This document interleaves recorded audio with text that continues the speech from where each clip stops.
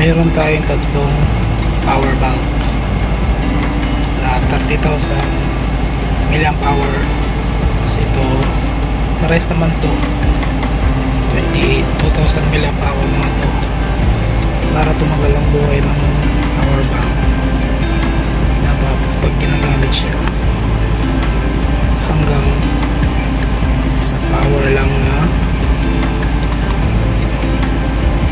ngayon, sa 70% pa siya. Mas maganda siya pag gamitin mo ng 40 to 90% para tatagal ang buhay niya. Itong power bank nito, bago pa to, banks.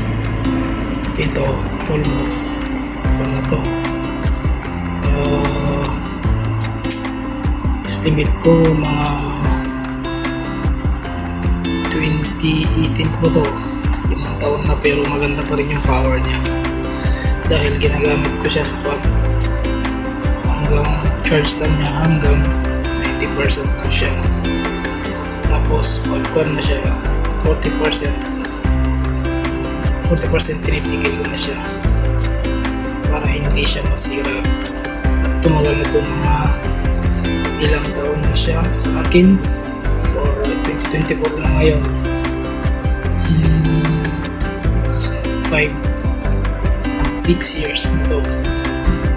Tagal na, 2018 pa to. Ito 6 months pa lang.